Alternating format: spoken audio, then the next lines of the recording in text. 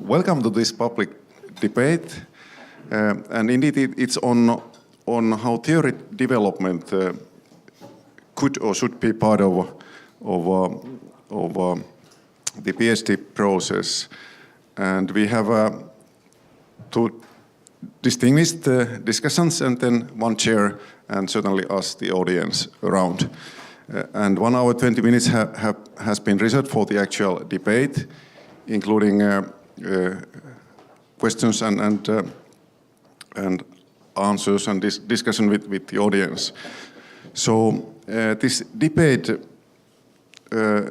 as we all know, we have, I guess, all of us, we have seen debates in doctoral thesis defenses, but this sort of, let's say, public or open debate on methods or other issues related to research, I think they are more rare, at least at this university. So this is an opportunity for us all to be involved.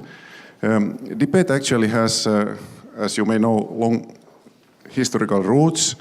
It's a method of interactive and representational argument. And maybe as the audience, we should keep in mind that the outcome of a debate, it depends on the consensus or some formal way of reaching resolution rather than any objective facts as such. So the discussions, well, they certainly, I think they will look for logical consistency and facts what comes to their opinions, but also there should always be some degree of emotional appeal to the audience, and let's see how they can appeal to us, the audience, and which side of the opinions wins. But once again, with these words, I would welcome us all to this debate, and I will let Roman to run the show, and certainly the discussions themselves to have the key role in this debate. Thanks. Thank you.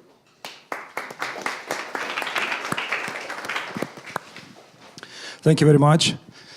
Good morning and welcome to our public debate.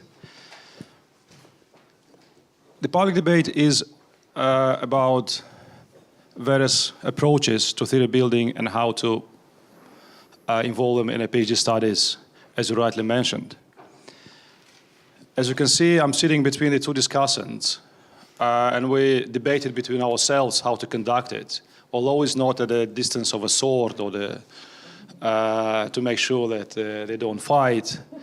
And then clearly we debated how to organize it in a North American approach, where it's a very confrontational, or Scandinavian approach, consensus-based. So I think there'll be something in between towards the end of the debate. And again, we would like to thank Martti Ahtisaari Institute for giving us this opportunity and for organizing this event. Thank you very much. We appreciate it very much. My name is Romeo V. I'm associate professor at Aalborg University. We started this theory building research program 2 years ago in cooperation with Oulu University and Halmstad University. We have a representative here from Halmstad, Professor Svante Andersson, and Anita is sitting over there. This is our partners in crime. So we are organizing this theory building research program from 2012, and last year we had our first event in 2013. So theory building research program is a platform that brings together international scholars passionate about theory building and theorizing. It's also a platform for training young scholars in theory building and research. This week, Oulu Business School hosts our 2014 edition of PhD course on theory building and theorizing, and we have among the audience the PhD researchers who take part in this PhD program.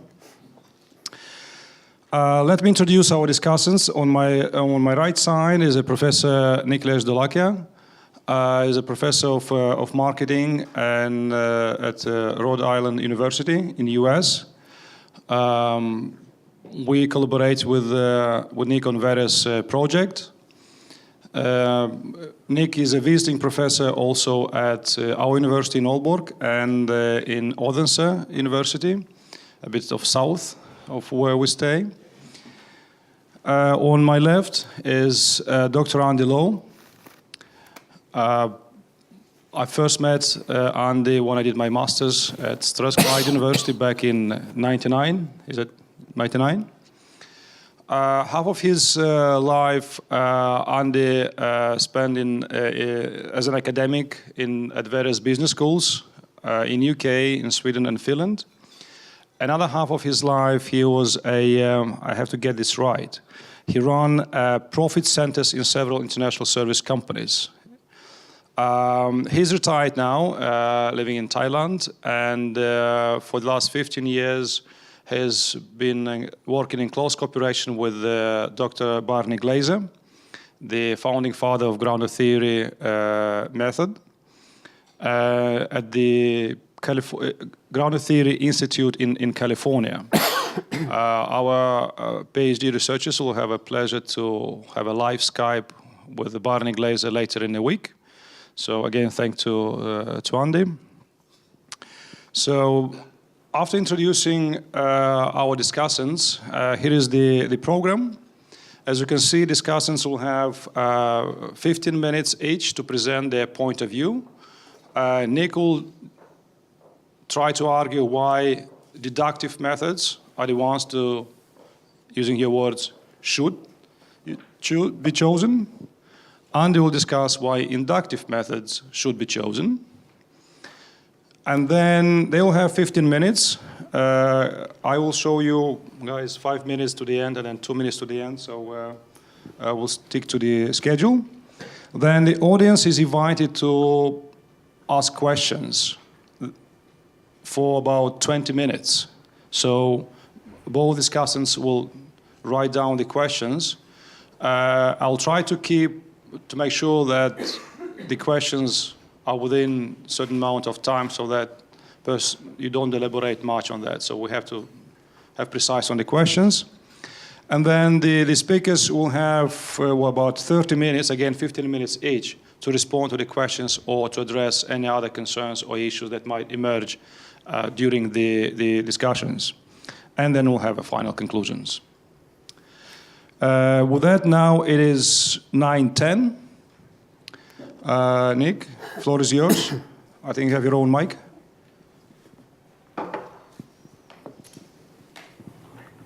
Okay. Good morning, everyone. Like any good student, even though I'm a professor, I always regard myself as a lifelong student. And all of us these days in the age of Google cheat. So I went to Google and said, what are the rules in the Oxford Debating Society? And they said, if you're the first speaker, this is how you're supposed to start. And so when I raised my hand like this, you're supposed to applaud. Mr. Chairman, as the first speaker this morning, it is my honor to introduce Dr. Andy Lowe to you and to the audience.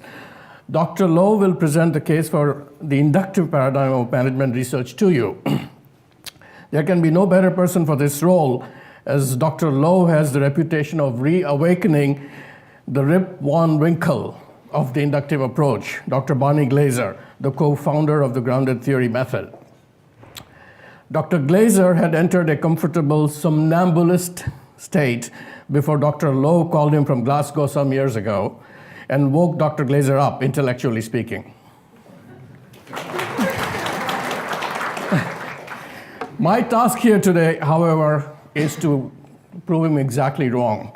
My task here today is to convince you of the great power and value of the deductive approach to management research. So let me start with an incident that happened in an MBA classroom at the Indian Institute of Management, Ahmedabad, or IIMA, 44 years ago. IIMA at that time was modeled as a clone of Harvard Business School. Like Harvard, IIMA decided to rely heavily on the case method and the inductive approach to inculcate management knowledge in us, people like me, the students. We were doing a dozen cases a week. One professor, a very famous one, however, was trained at the Tavistock Institute in London and was humorously skeptical of the inductive case method. She said, and this has stuck in my head for 44 years, learning management by the case method is like learning to swim in a very humid room. Think about it. Learning to swim in a very humid room. Okay, it's really not a substitute for a swimming pool. It's a very humid room. The intellectual point came through powerfully. There are strong limits to induction. Cases and episodes and accounts, no matter how numerous and diverse, are inadequate substitute for rich realism and for rule-bound knowledge creation. Induction cannot substitute for well-structured, well-codified, well-tested management knowledge that has been established by deductive methods. Deductive reasoning and methods are the basis for the most important forms Deductive reasoning and methods are the basis for the most important forms of knowledge that humankind possesses, namely scientific knowledge. The power of deductive reasoning lies simply in the beauty of logic. If you start from a true premise, obtain evidence, and deduce logically from the evidence, as Sherlock Holmes often explained patiently to the hapless Dr. Watson, then you will reach a valid and useful conclusion. Using the power of deductive reasoning, the scientific method has evolved to test hypotheses and theories.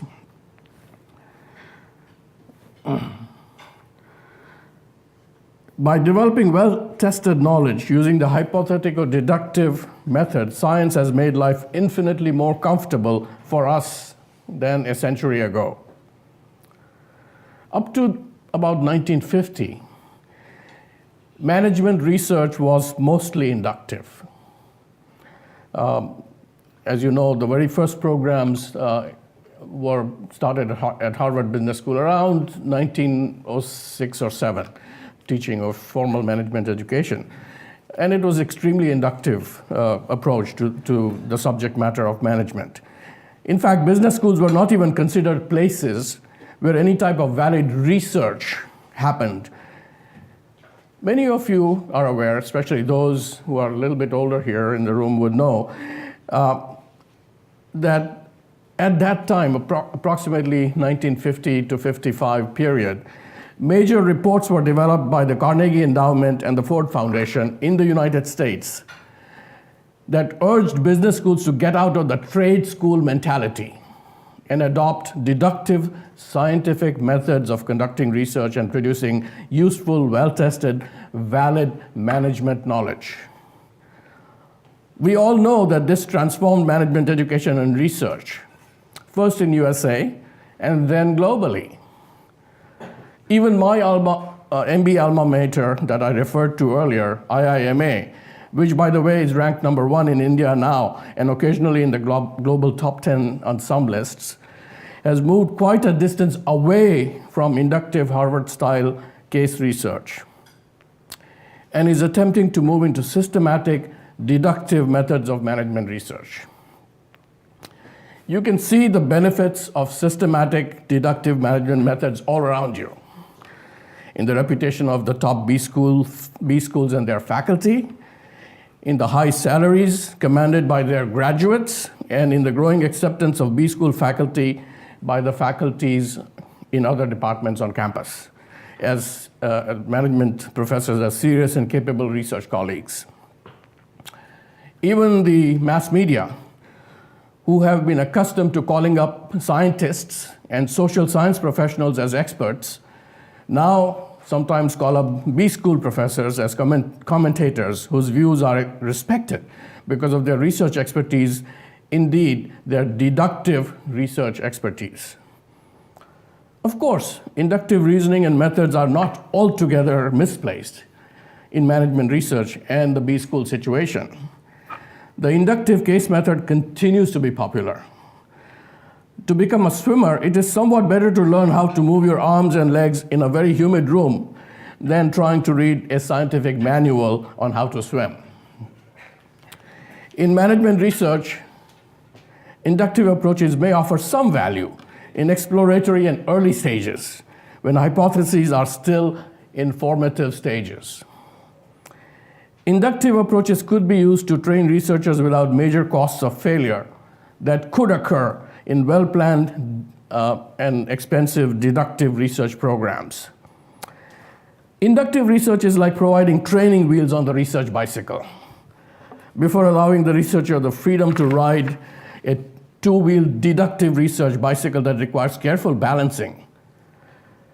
For systematic generation of valid and generalizable knowledge, there is no substitute for deductive methods.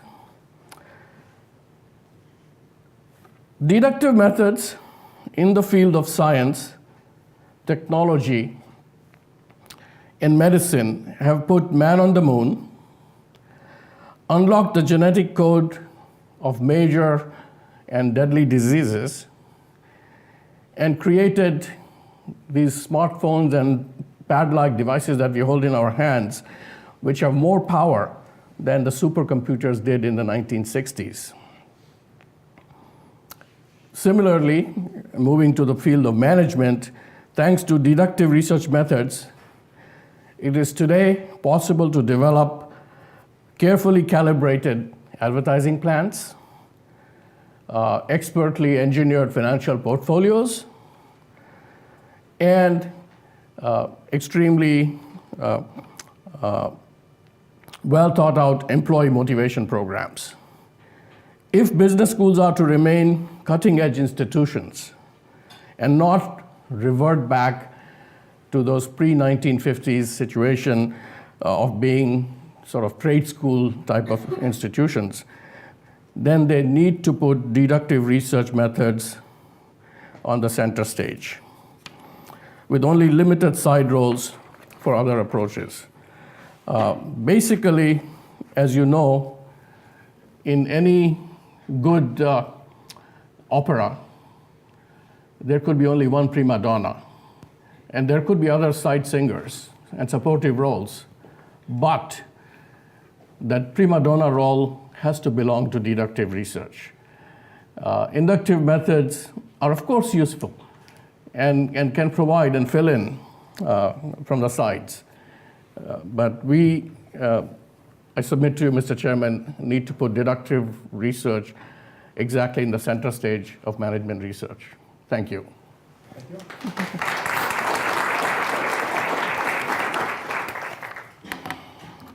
Thank you very much, Nick. I'm a middleman, so it's the audience to decide. Now, Andy, please. Huomenta. Kiitos elle tullita kuunnelmalla keskustelua. So that should say thanks for inviting me and good morning. If it didn't, I apologize. Now, my colleague is both right and wrong at the same time. He's Indian, so he's used to being in that situation. And the situation is this, is that I'm sorry, but business schools are not only have in the center stage that 95% of everything they do is deductive, and they still don't get it right. So the basic premise of my line of argument is that the excessive use of deductive research paradigm in management research has led to the creation and perpetuation of a series of myths which now have morphed into self-evident truths or axioms. I will conclude, before I conclude, it's obviously dangerous because, as we all know, myths are powerful and are also frequently untrue. I will conclude by outlining some of the negative consequences of the over-reliance on the deductive research paradigm within the field of management research. So I'll start by paraphrasing this statement from my research colleague, Barney Glaser. He tells us that truth is stranger than fiction, and yet fiction rules the world. Fictions are built into and are part of vested social structures. Thus, socially vested structures are a formal requirement of formal organization and social life. The effect of these fictions often lead to a miss of what is really going on in the social arena. Thus, fictions usually lead to preconceived professional problems to do research on that do not exist. So people are researching about things which are fantasy. Managers are programmed to deliver what I call the proper line. This is the institutionalization of fiction as a means of perpetuating reality, which enables several myths in management to be perpetuated by most academic researchers who use the deductive research methodologies.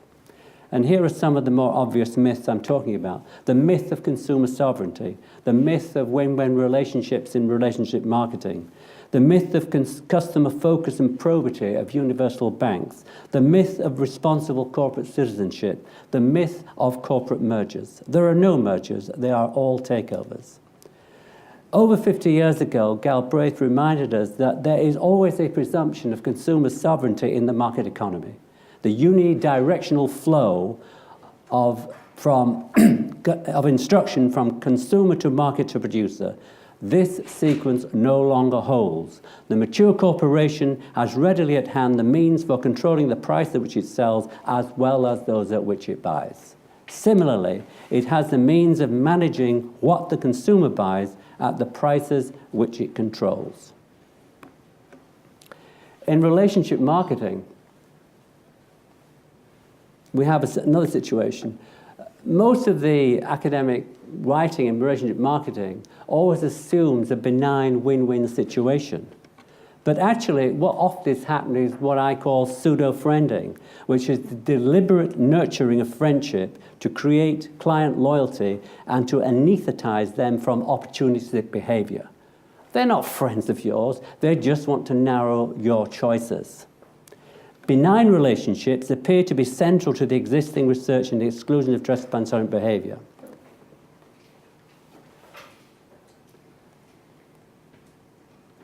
I have got a lot of slides here because if people want to download them, they can. I haven't got time to go through Sir Karl Popper's destruction of the deductive method, but in his book, The Poverty of Historicism, he explains why it's a total logical impossibility to predict the future based on the past. I can take this in question and answers. So why is management research distinctive? The practice of management is eclectic. One moment to the next moment, different things are happening. And because of this, it's difficult to aggregate managerial behavior. They are busy, powerful people. They hate questionnaires, and if forced to answer them, they lie. Management requires both thought and action. Managers have to work in an environment of great variability. Managers are expert at the proper line, the institutionalization of fiction as a means of perpetuating reality. So why is this good for management research? It's because it reduces the disjuncture between academics and practitioners. I've worked in some of the largest marketing departments in Europe, and I've always been amazed at their reluctance to embrace business leaders involved in the development of their programs. It's like they're operating in two different universes. Inductive research reveals perspectives of those being researched, and the professional research community have their own agenda, and it isn't always the same as the people actually working in the management field. Inductive research is free from the preconceptions embedded within the interests of the professional research community. For example, many academics are obsessed by labor turnover and it's always seen as a bad thing. Well, I've been an executive in a hotel, international hotel company. We love labor turnover, but it's a very cost-effective way of recruiting people, and all you have to do is grab the good people and let the other people go out the other side of the revolving door. Inductive research is able to capture the authentic nature of managerial work. I mean, one of the best authors within the management field was Henry Mintzberg. He just spoke to 4 people 5 times. The nature of managerial work was the result, an inductive study.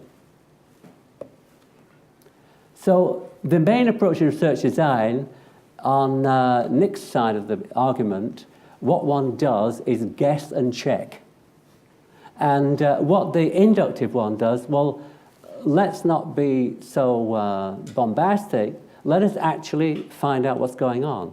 Let us create a robust, empirically based hypothesis.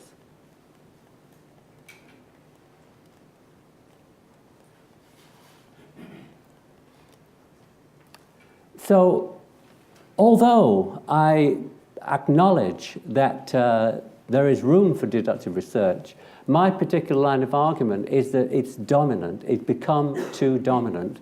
And the problem is that the majority of academic journals are gatekeepered by economists, psychologists, sociologists, and other ologists who are brought up on the deductive paradigm. And so they try and use the criteria for deductive research on inductive research, which is both inappropriate and unfair.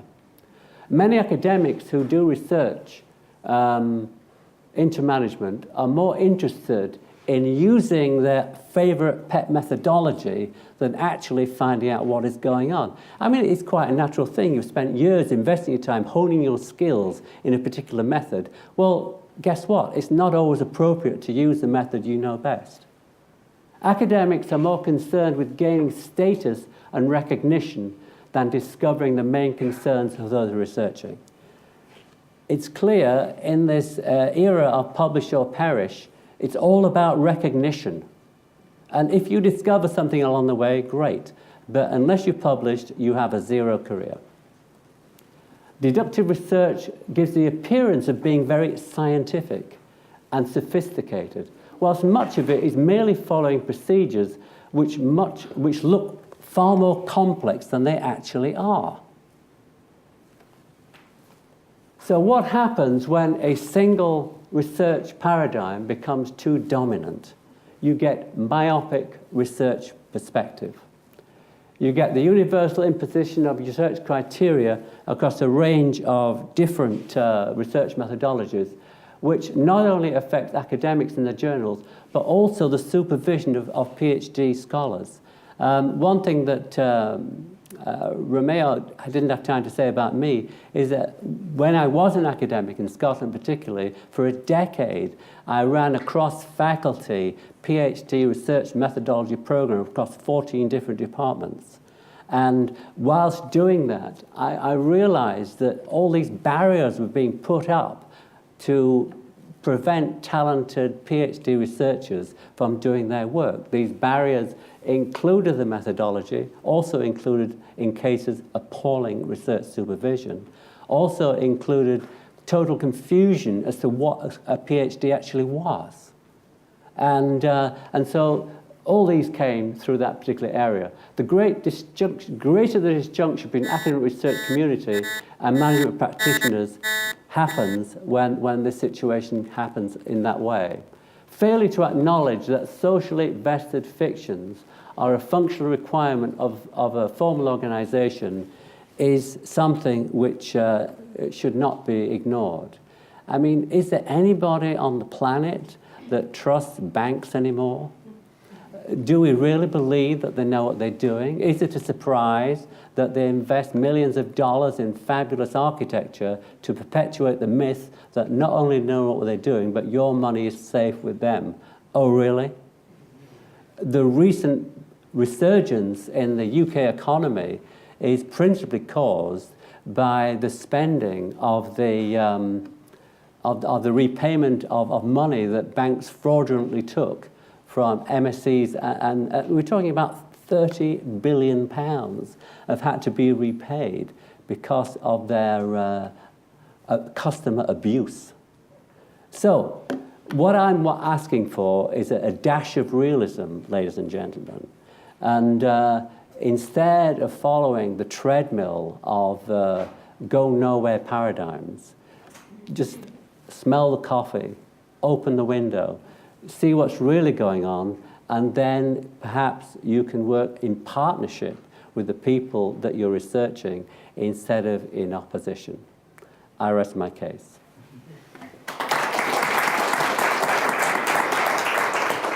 Thank you very much, Andy. Now, as you can see how I feel now, I mean, it's a bit dangerous now to be here in the middle. Now it's time for questions from the audience. I think there's a microphone, the mic in the audience somewhere. So I want to make a brief statement before, if Chair would allow me. Yes. So we go then? Okay. Yeah. Okay. So just. Well, I think a dozen of you were in the seminar, and you know that I was doing a complete role play there. That is not what I am. I am actually even to the other side of the position that Andy presented.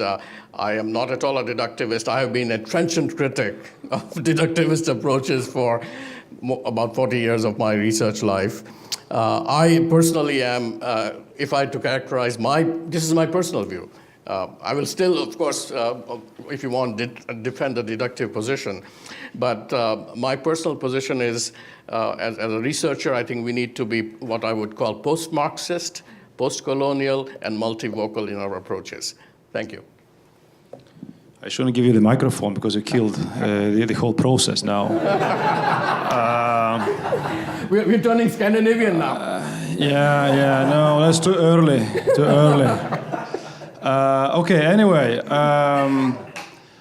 still Nick is on the other side of the fence, right? So what he just said is to make sure you don't hit him too hard. So he's trying to cover up what he said earlier on, okay? So now we'll take questions from the audience. And Irina, of course, I forgot to mention that Irina's been helping us a lot with the PhD course, of course, and she's another partner in crime. So please raise your hands. Irina will pass the microphone. Nick and Andy will take notes of your questions, and then we have about 20 minutes for this exercise.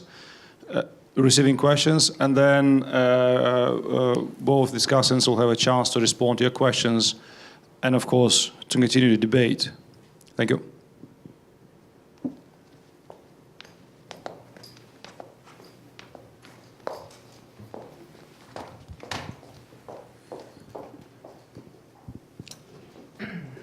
Thank you. So I have a question for Professor Nikhilesh. Hard to pronounce. I learned recently that questionnaires, which are very popular for deductive studies, they are more often than not, untruthful, because in human nature, people aren't truthful answering them. For example, if you get a questionnaire and you are unsure of how that question will be used, then you are very careful not to go to any extremes. You don't want to be far on the left, and you don't want to be far on the right.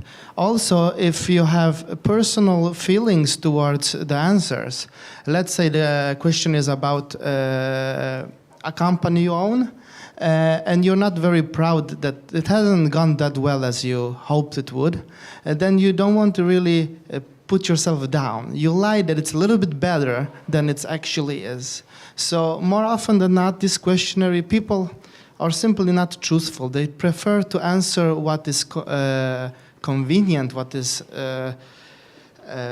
comfortable for them, instead of being really truthful. So what do you think about that? Okay. Next question. Can I just one quick and to comment quickly about the Sherlock Holmes statement? I will use another one from Dr. Gregory House. Everybody lies. Any other questions? Okay. Please raise your hand so that we can see. And Alex, can I ask you also so that we can... Okay, one a little bit provocative questions about deductive and inductive research, because I'm a little confused now, and if we want to study, like Andy said, what really happens in organization, but we have the hypothesis, we have assumption, what should be done, deductive or inductive? Okay, thank you. Is there any questions over there?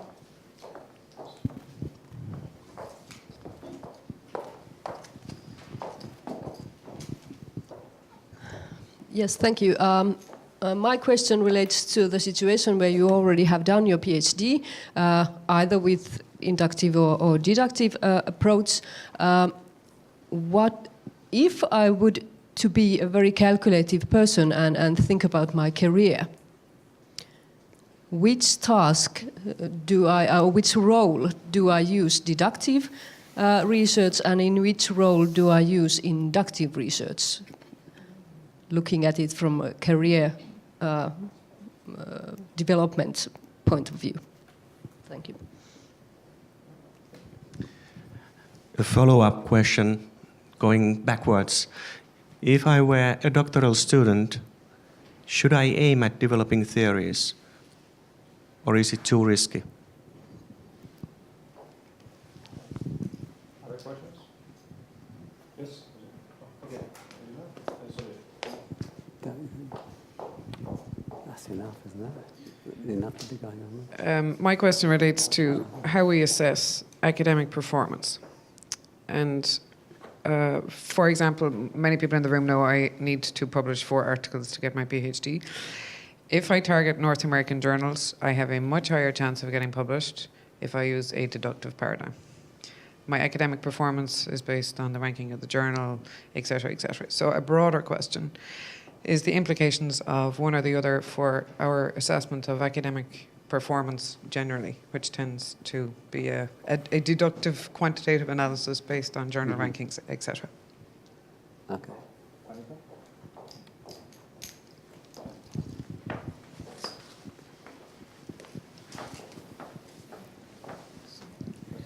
Yes. Hi, I'd like to know what's your opinion on abductive approach. Actually, I had the same question. Well, that's a very easily answered question.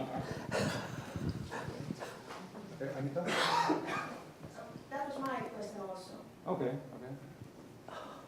What analysis? Yes. I have a question. So it seems that methodological pluralism is something to be favored. How would you tie these 2 different approaches to each other in an elegant way? I can answer that, no problem. I think we should answer the question. Okay. Can I have a mic? Okay, thank you very much. I think we now, although it was less than about 10 minutes, so I think after the speakers will have a chance to respond, we might have even a bit more time for additional questions. So who would like to proceed first? You go first, Nick, yeah? Okay. So, yeah, okay. I because I revealed myself, I'm going to, when I do this, I am in the role of the defending deductive. I'm putting on the hat. If not, I'm Nikhilesh Dholakia.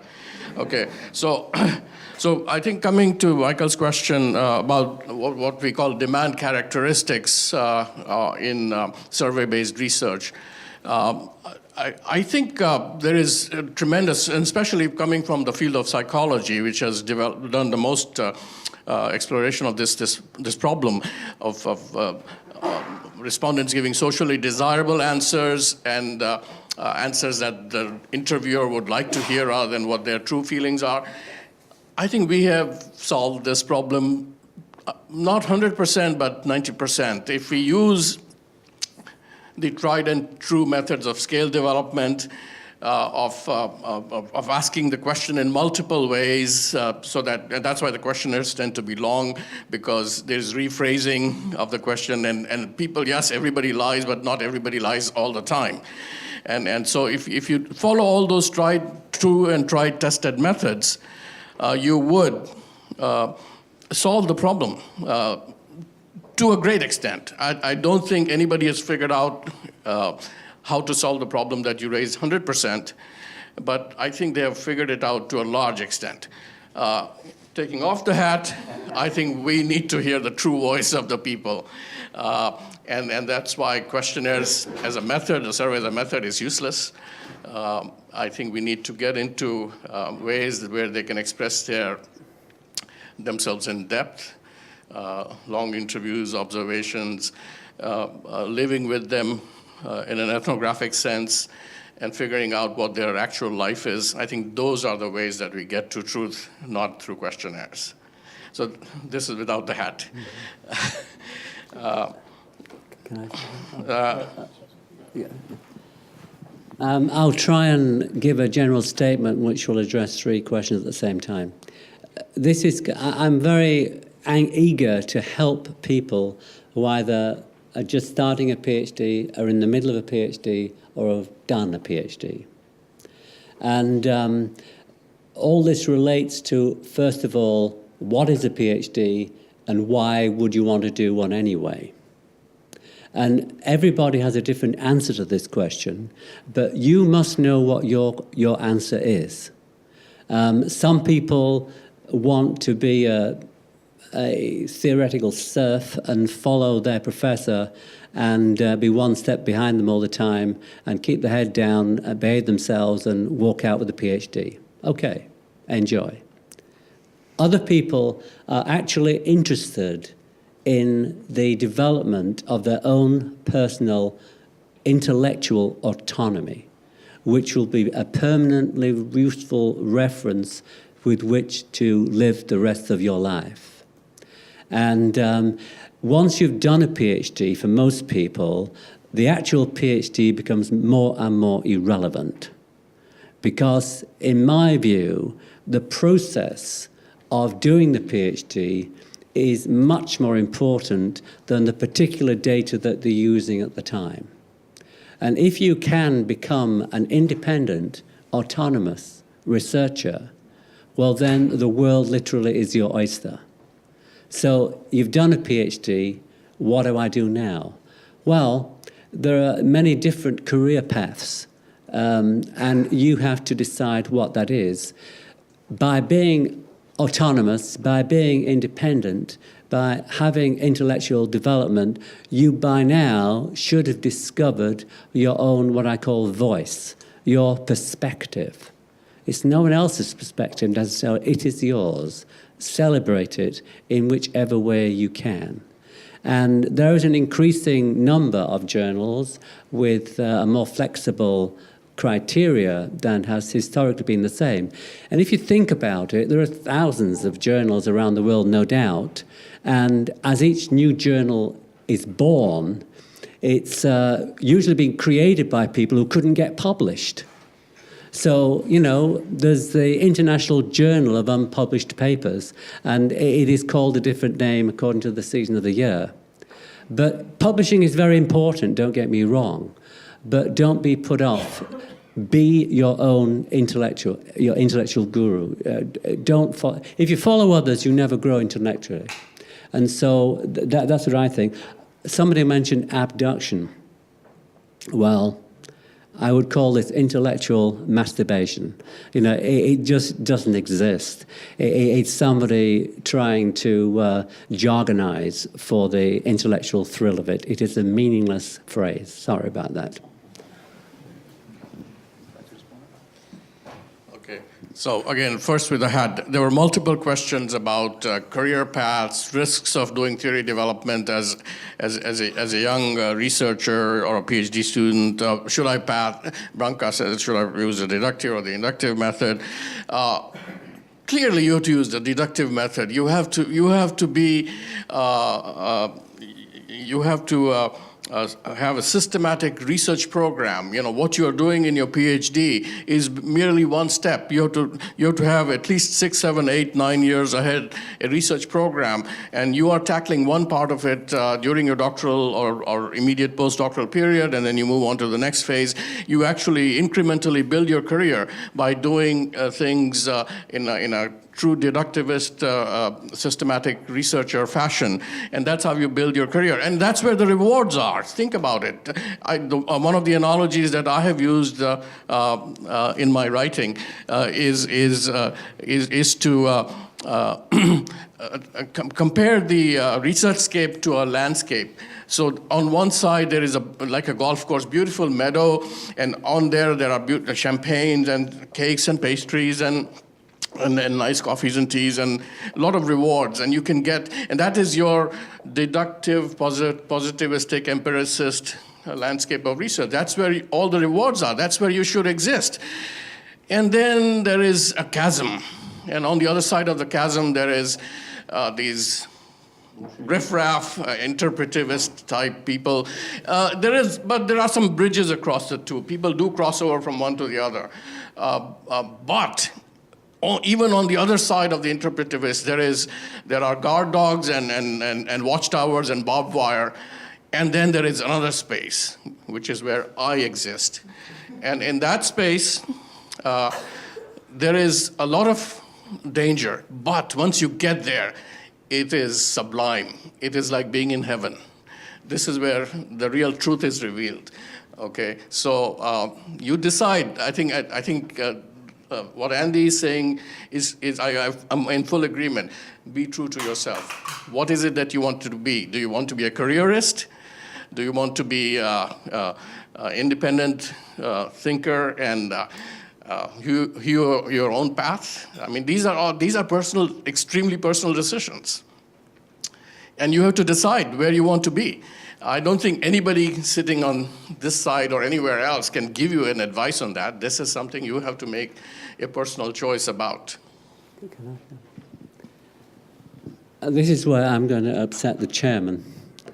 Actually, whether you're doing inductive or deductive research, you're actually doing both. Because all research methods do contain elements of both. So when you're doing a deductive research study, typically, one would start with trying to create an hypothesis. No, I'm quite happy where I am, thank you very much. And by so doing, one could call this an inductive process. The deductive research choice of which literature to read and not to read is frequently influenced by highly subjective choices the researcher has to make. You can say there's an element of induction there. Once the results of a deductive research study have been revealed, they have to be interpreted. This, again, is a highly subjective process. In inductive research, the researcher has to cross the bridge from low-level description to higher-level theoretical explanation. In order to make this transition, data needs to be categorized. And once you change data into categories, you're changing its nature.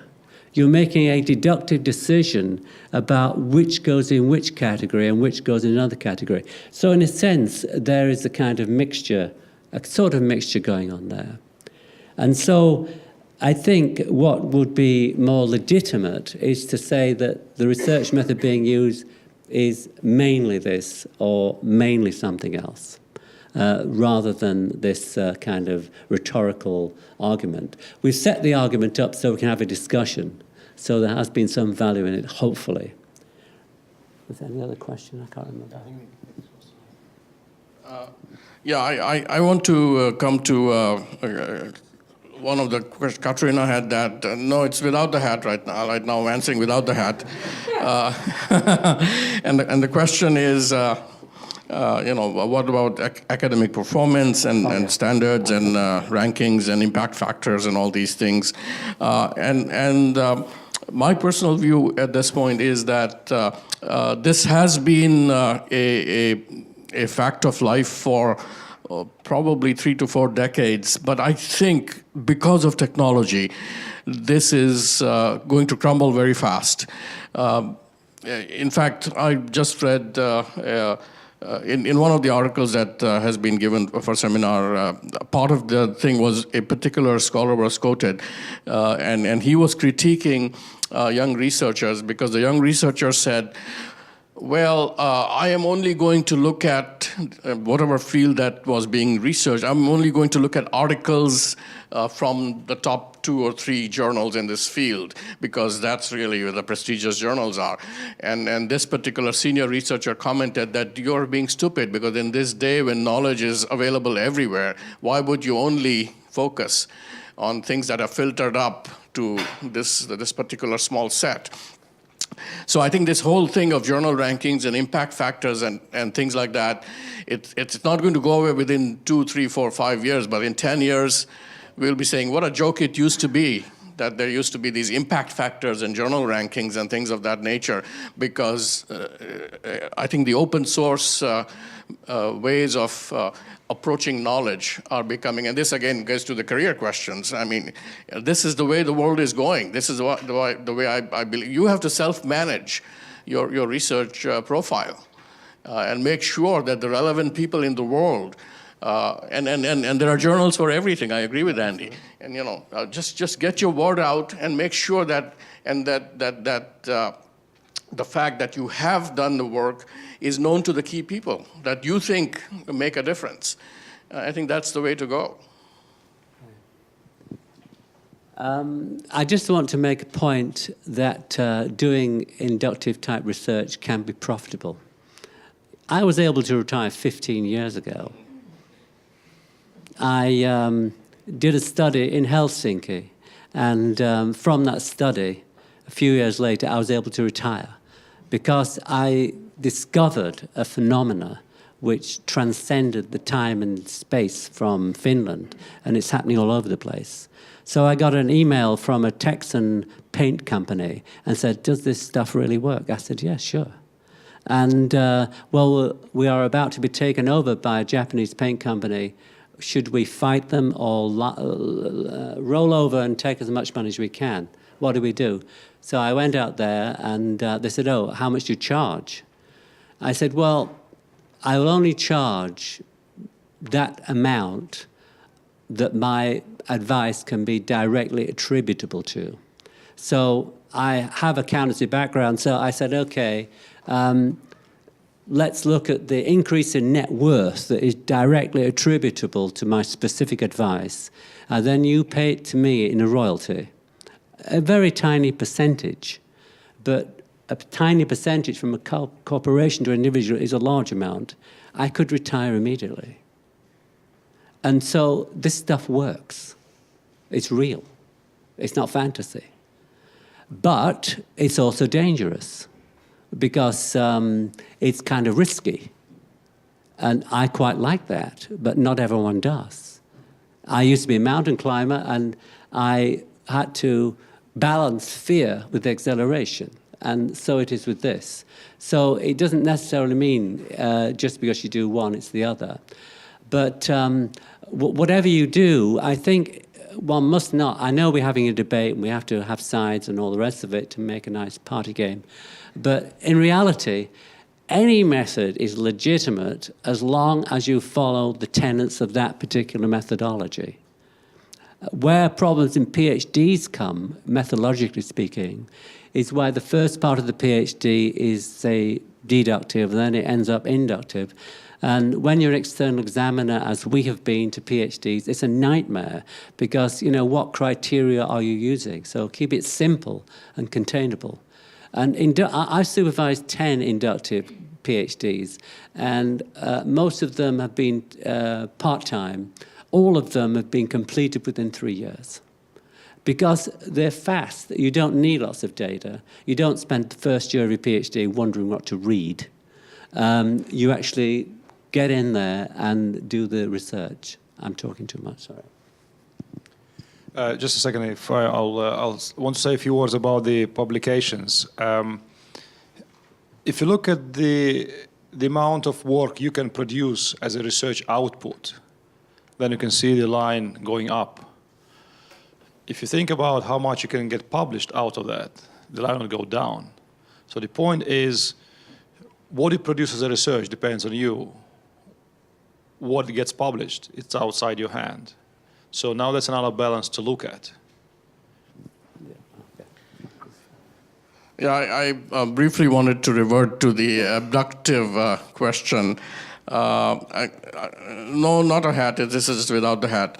But basically, I'm not, that familiar. I think it's mainly a Swedish, Scandinavian suggestion to use more abductive approaches.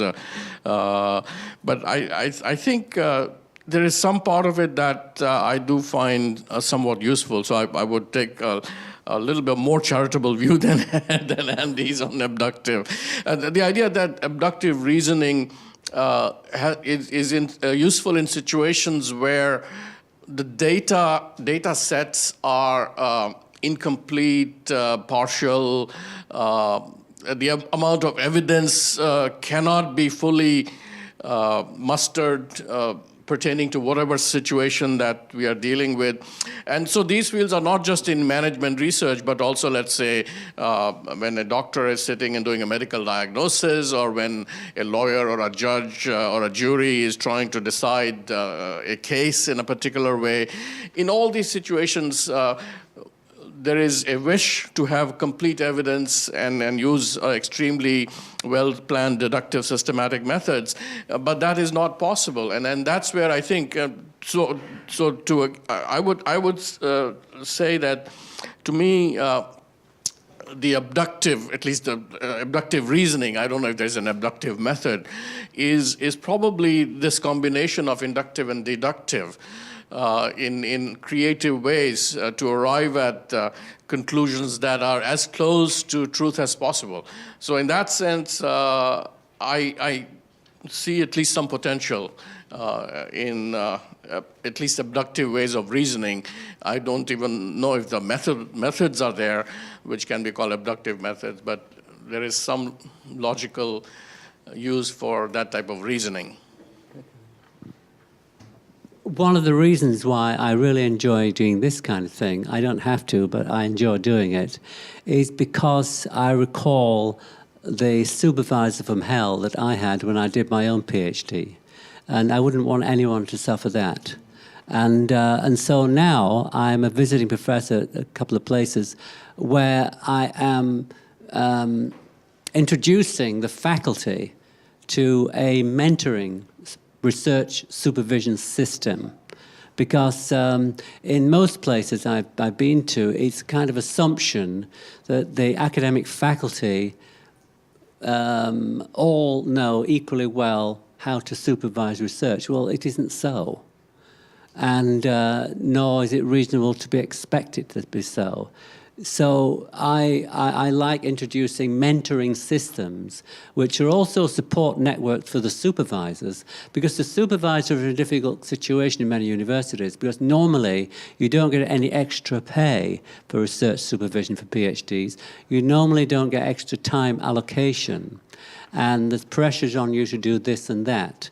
And so by introducing a mentoring system, I get the bureaucracy to formally recognize that this is a legitimate, important process.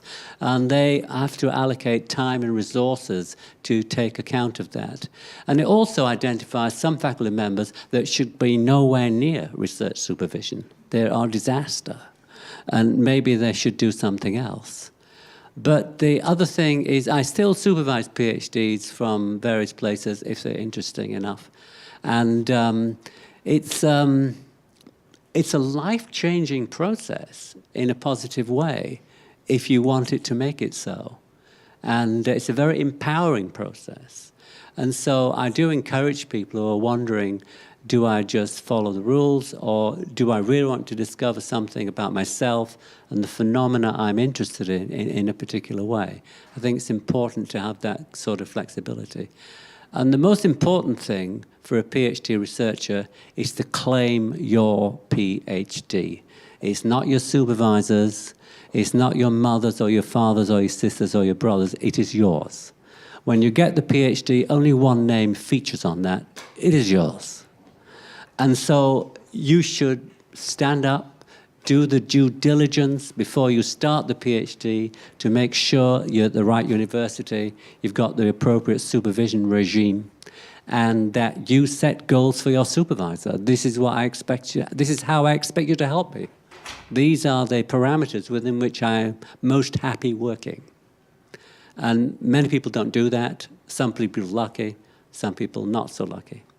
So this is why I'm interested. I want to make sure that more people enjoy the process than do not enjoy. I enjoyed my, when I supervise, I just think everything, what would my supervisor have done? And then I do the reverse, and it usually works. Okay, we'll have another 5-7 minutes for a couple of questions. Follow-up questions? Did we ask them if we answered any of the questions? No, we didn't. Well, yes. Okay, there's another question. Anya asked me to ask you whether some of your questions or all your questions have been answered. Or not. Or not. Okay, we'll say that as a maybe. Yes, hi, I realized I didn't introduce myself. I'm Jaana Tähtinen. I'm a marketing professor here, so my question was not for myself earlier, but for people who have just defended their thesis and planning on their career. This question, however, I think it might be something for myself as well. I'm wondering about ontological choices and methodological choices. How are they connected? So do you see that if a researcher should be committed to do inductive research or wants to do inductive research, what are his or her choices on the ontological side? What scientific philosophies should and can they follow?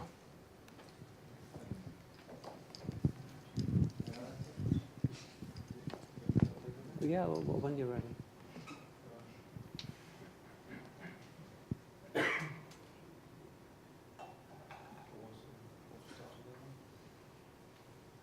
I'm just looking for something first. I'll take it. I'm just looking for something. Never mind. So let's collect another question until you search something. Other questions?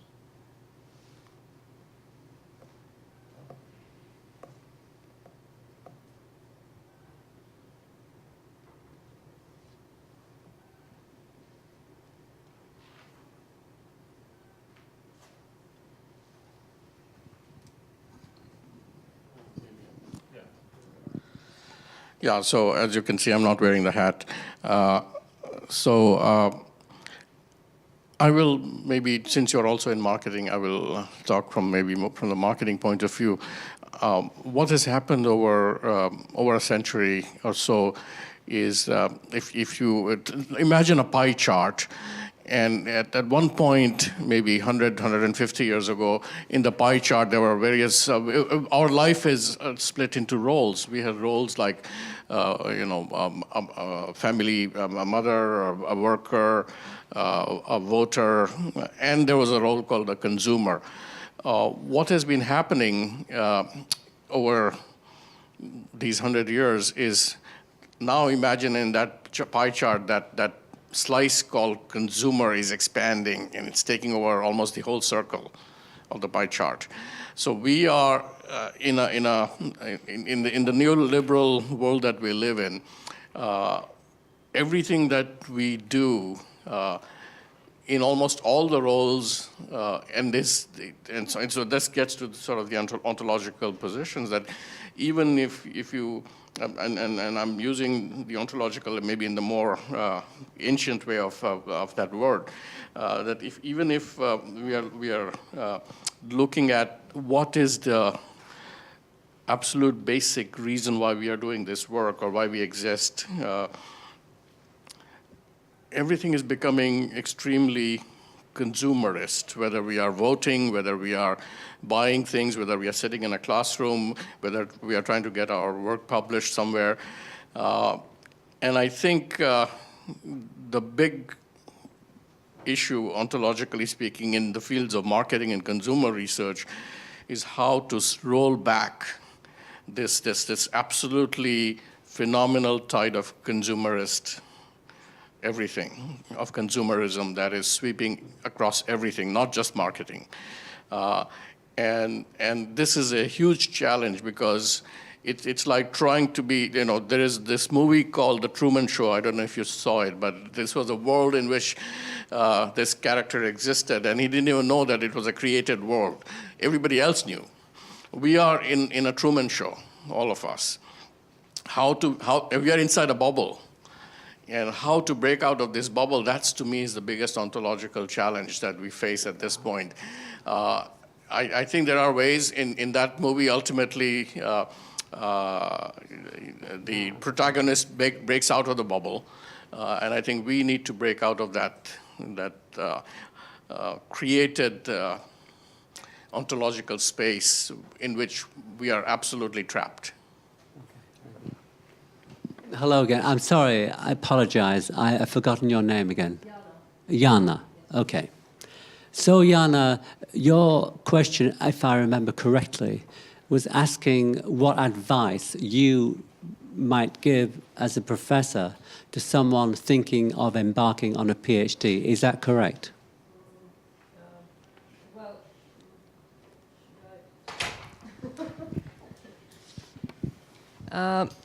In Finland, in marketing, we have this customary in PhDs, especially if they are monographs, which many are, to explicitly say that here now doing my research, I apply this and this ontology. From the beginning? Yes. It might be critical realism, it might be positivism. So what is the question again? Then the question is, do you see that there's a connection between choosing explicitly an ontological viewpoint and following that through to doing inductive research? Okay, can I unpack that in different layers of complexity? Yes. Well, first of all, what does your department consider the purpose of a PhD? What is its function?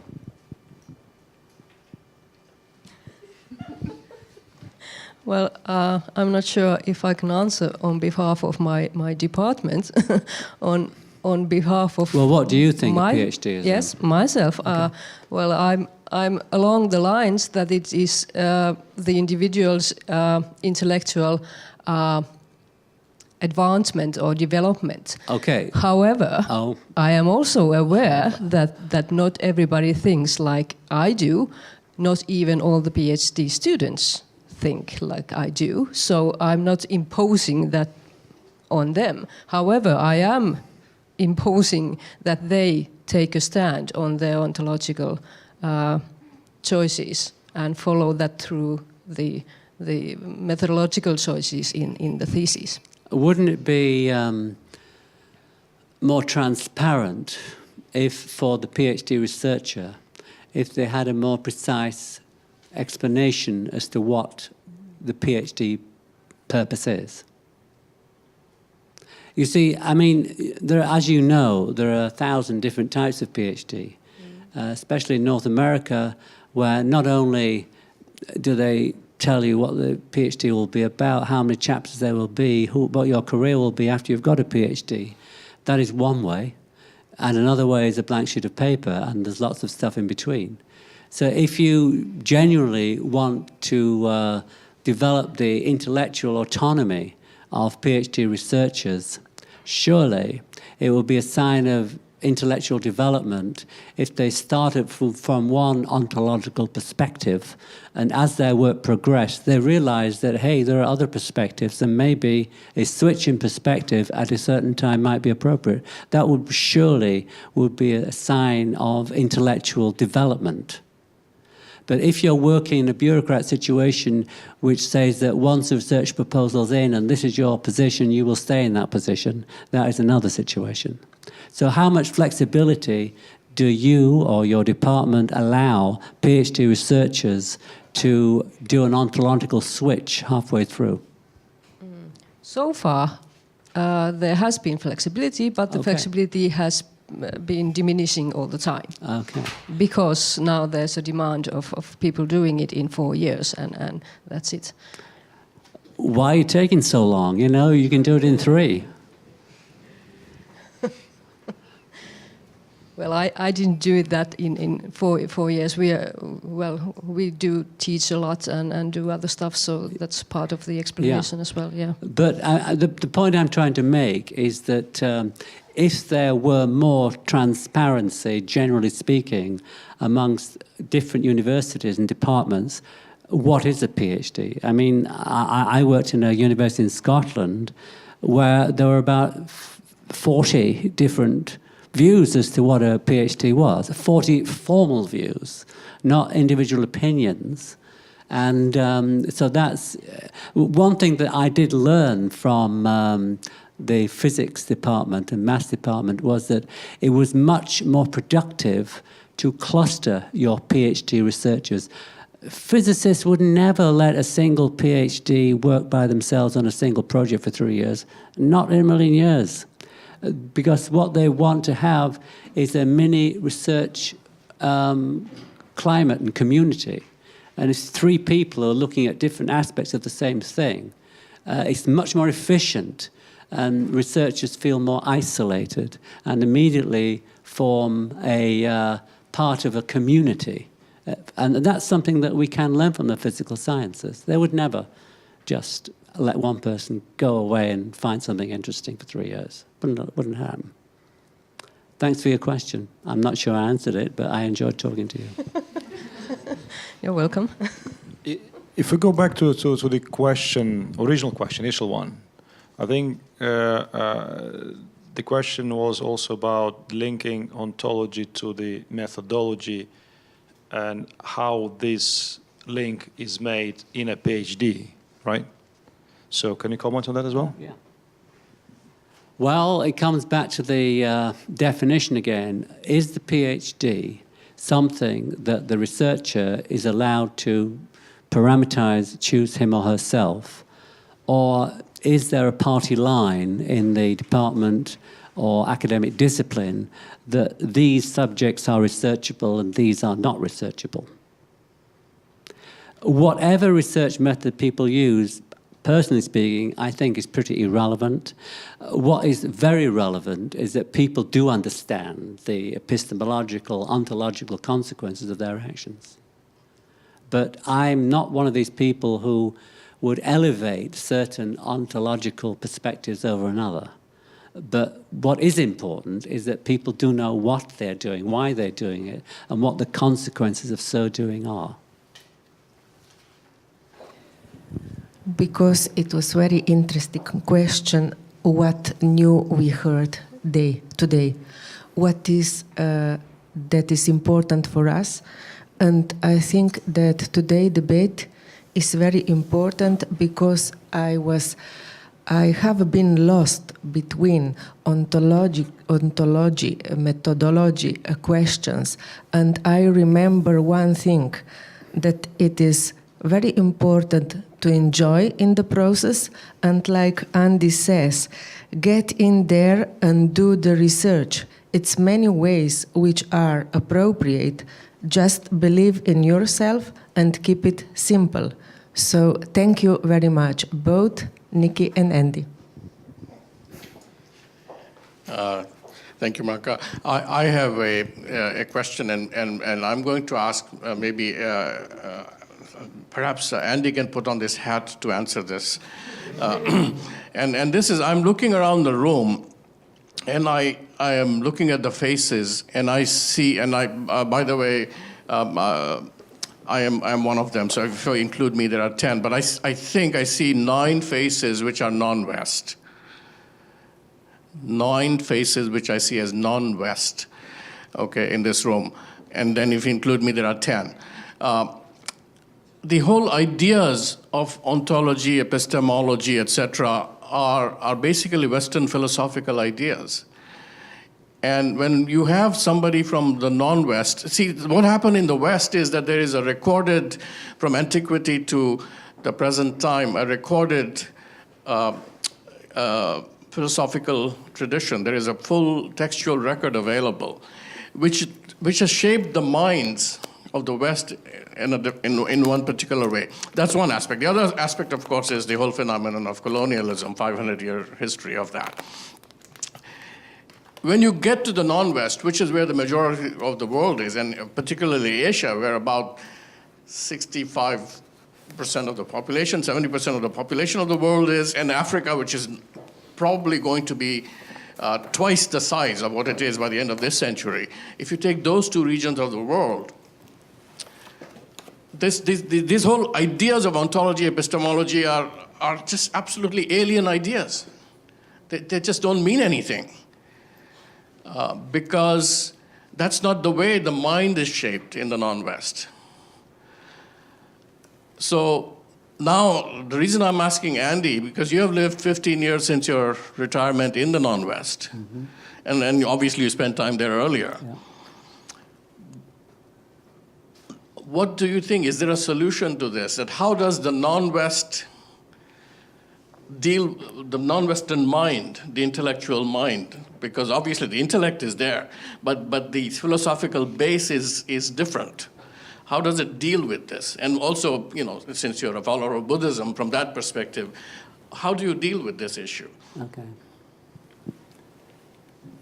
Well, the more I travel, the more I realize that we're all pretty much the same. At the fundamental level, there is no difference at all between any of us in this room.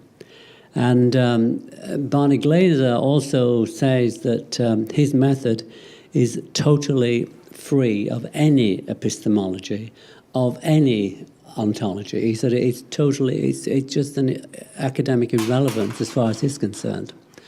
And in terms of the difference in the East and the West, well, I taught a master's degree in China for a decade before I retired to Thailand. The master's degree was run from Scotland.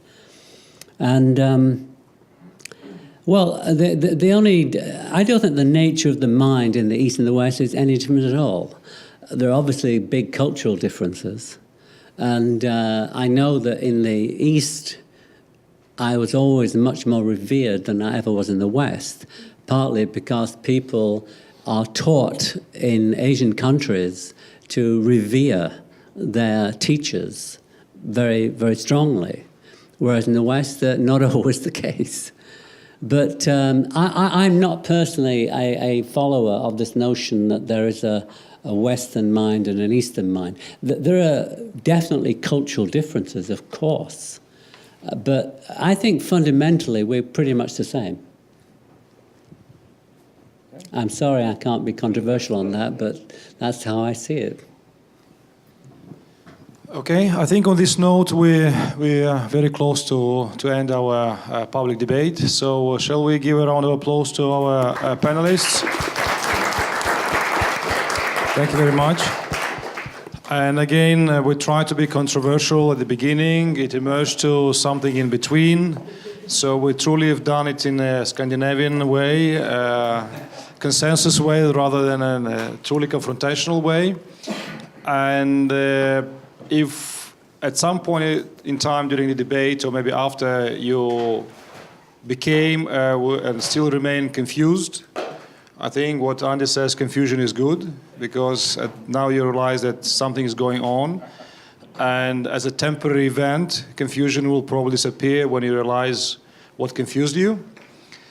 And here are my cards and business cards if you like to contact me, and then maybe later on ask. Detail of slides if you want to down. Yes, and Anita has the slides. Anita, she left, but we will distribute the slides and make the slides available, and probably on the website on our website. So whoever wants to have the websites, we can download from there. So. And thank you very much to our cameraman who